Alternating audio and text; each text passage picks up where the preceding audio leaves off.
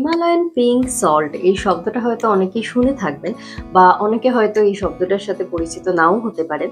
তো সেই কারণে আজকে এই বিষয়টা নিয়ে আমরা আলোচনা করব যে হিমালয়ান পিঙ্ক সল্ট আসলে কি, বা সেটা আপনার ডায়েটে ইনক্লুড করাটা আদৌ জরুরি কিনা, বা যদি আপনি হিমালয়ান পিঙ্ক সল্ট আপনার ডায়েটে ইনক্লুড না করেন তাহলেও সেটা কোনো অসুবিধার কারণ হতে পারে কিনা, এই সব কিছু নিয়ে আজকে আলোচনা করা।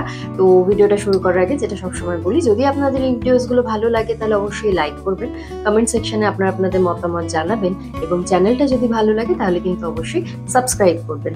তো চলুন ভিডিওটা শুরু করা যাক। এই হিমালয়ান পিঙ্ক সল্ট নামের মাধ্যমেই আপনারা বুঝতে পারছেন যে এটা এক ধরনের সল্ট, এবং এটা মূলত হিমালয়ান রিজিয়নে পাওয়া যায়। পাকিস্তানের দিকে যে হিমালয়ান রিজিয়ন রয়েছে সেইখানেই পাদদেশে, হিমালয়ান পাদদেশে এই সল্টটাকে পাওয়া যায়, এবং এই সল্টটাতে যেটা বলা হয়ে থাকে যে বিভিন্ন ধরনের মিনারেলস, ট্রেস এলিমেন্টস পাওয়া যায়।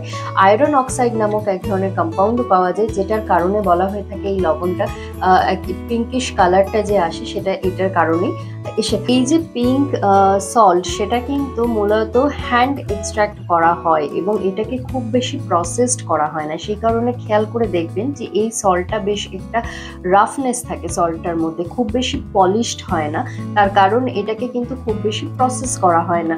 টেবিল সল্ট যেটাকে কিন্তু প্রসেসড ফর্ম অফ সল্ট বলা হয়ে থাকে, সেই তুলনায় কিন্তু পিঙ্ক সল্ট অতটাও প্রসেসড নয়। তো সেই কারণে যেটা বলা হয়ে থাকে যে পিঙ্ক সল্টে অন্যান্য নিউট্রিয়েন্ট কম্পাউন্ড টেবিল সল্টের তুলনায় বেশি থাকে, যেটা মূলত বলা হয় মানে approximately 84 types of different minerals and trace elements যেটা কিন্তু পিঙ্ক সল্টে পাওয়া যায়। তো এবার স্বভাবতই যে প্রশ্নটা আসে যে এই টেবিল সল্ট বা পিঙ্ক সল্ট যেটা আমরা বলে থাকি, এই দুটোর মধ্যে কোনটা আমাদের শরীরের জন্য উপকারী, বা কোন ধরনের লবণটাকে আমাদের ডায়েটে ইনক্লুড করা উচিত, তো এই জিনিসটার একটা কোয়েশ্চেন এসেই থাকে। তো সেটা যদি জানতে হয় তার আগে যেটা জানা প্রয়োজন সেটা হচ্ছে সল্টের আমাদের শরীরে ইন জেনারেল কি উপকারিতা, সেটা জানাটা ভীষণভাবে প্রয়োজন। এবং সল্ট জিনিসটা কি? সল্ট হচ্ছে বেসিক্যালি সোডিয়াম ক্লোরাইড। তো সল্ট কিন্তু আমাদের শরীরের জন্য অত্যন্ত প্রয়োজনীয় একটা উপাদান, এবং তার জন্য যে অনেকটা পরিমাণ সল্ট আমাদের ডায়েটে ইনক্লুড করতে হয় সেটা নয়, খুবই লিমিটেড অ্যামাউন্ট অফ সোডিয়াম ভীষণভাবে রিকোয়ার্ড আমাদের শরীরের জন্য। সেটা আমাদের শরীরের অ্যাসিড বেস ব্যালেন্সকে মেনটেন করার ক্ষেত্রে বলুন, ফ্লুইড ইলেকট্রোলাইট ব্যালেন্সকে ঠিক রাখার জন্য, শরীরে বিভিন্ন সেলের মধ্যে নিউট্রিয়েন্টসকে পাস আউট করার ক্ষেত্রে, ব্লাড প্রেশার লেভেলকে রেগুলেট করার ক্ষেত্রে, মাসেল কন্ট্রাকশন বা রিল্যাক্সেশনের ক্ষেত্রেও কিন্তু সল্ট ভীষণভাবে প্রয়োজনীয়। সুতরাং বুঝতেই পারছেন যে সল্ট আমাদের শরীরের জন্য কতটা ইম্পর্টেন্ট। প্রত্যেকটা জিনিসেরই কিন্তু ভালো এবং খারাপ দিক থাকে, তো সেরকমই সল্ট যদি এক্সেস অ্যামাউন্টে কেউ কারো ডায়েটে ইনক্লুড করছেন এবং দীর্ঘদিন ধরে সেটাকে কন্টিনিউ করছেন, তাহলে সেটারও কিন্তু একটা প্রভাব আমাদের শরীরে পড়ে।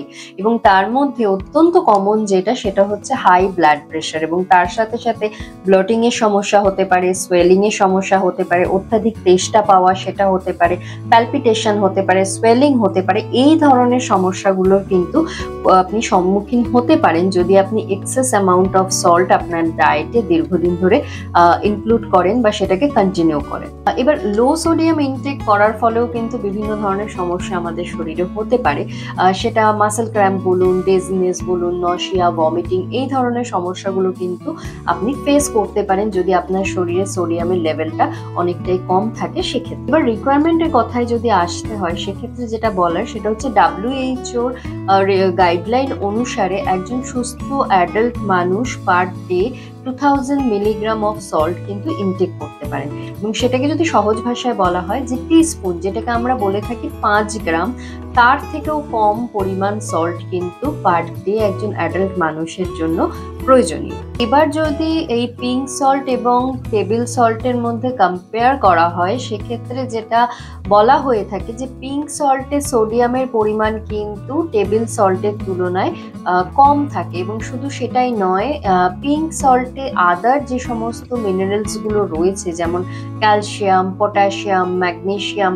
আয়রন, এগুলোর পরিমাণ কিন্তু টেবিল সল্টের তুলনায় অল্প হলেও বেশি থাকে। তো সেই জায়গা থেকে যেটা অনেকে বলে থাকেন যে পিঙ্ক সল্ট টেবিল সল্টের থেকে তুলনামূলক বেটার অপশন। এবার চুজ করার ক্ষেত্রে যদি ধরা হয়ে থাকে যে টেবিল সল্ট খাবেন না পিঙ্ক সল্ট খাবেন, সেক্ষেত্রে যেটা বলার যে হ্যাঁ, পিঙ্ক সল্টে আদার্স কিছু মিনারেলস, ট্রেস এলিমেন্টস এগুলোর পরিমাণ সামান্য হলেও বেশি কম্পেয়ার টু টেবিল সল্ট, কিন্তু আপনাকে দেখতে হবে যে আমাদের সল্টের রিকোয়ারমেন্ট সেটাই কিন্তু ইন জেনারেল খুবই কম, যেটা আমি আগেই এক্সপ্লেন করলাম।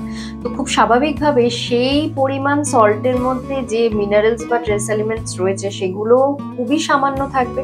এবার এই সামান্য পরিমাণে নিউট্রিয়েন্টস যেগুলো আপনি কনজিউম করছেন সেটা কি আপনার শরীরের জন্য আদৌ কোনো এফেক্ট আনবে? তো এটা একটা বড় প্রশ্ন, কারণ এখনো অবধি কোনো রকম সায়েন্টিফিক এভিডেন্স পাওয়া যায়নি যে যেখান থেকে ক্লেম করা যায় যে পিঙ্ক সল্ট যারা কনজিউম করছেন বা পিঙ্ক সল্ট ডেফিনেটলি সি সল্টের তুলনায় অনেক বেশি বেটার অপশন বা বেস্ট অল্টারনেটিভ অপশন।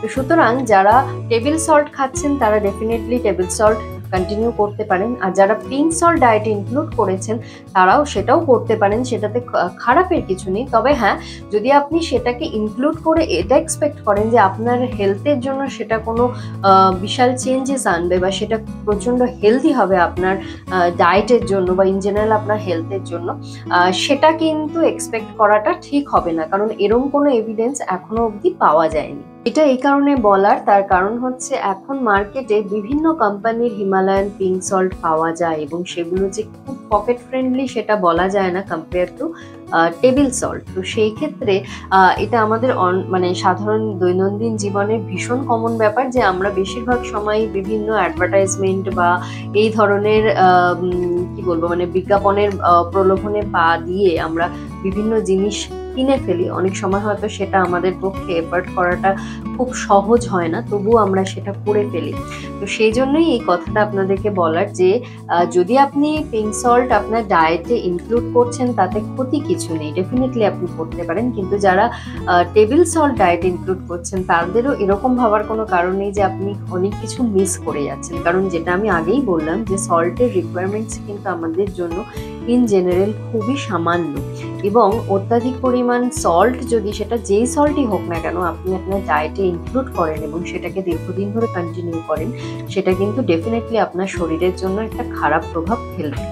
তো সেই কারণে বেস্ট হচ্ছে যখনই কোনো জিনিসকে আপনি আপনার ডায়েটে বা আপনার দৈনন্দিন জীবনে ইন জেনারেল সেটাকে ইনক্লুড করতে চাইছেন, সেটা সম্পর্কে প্রপারলি জানুন, প্রপারলি রিসার্চ করুন, তারপরে ডিসাইড করুন যে সেটাকে আপনি আপনার ডায়েটে বা ইন জেনারেল যে কোনো জিনিসের ক্ষেত্রে সেটাকে আপনার লাইফে ইনক্লুড করবেন কি করবেন না, সেটা ভীষণভাবে ইম্পর্টেন্ট।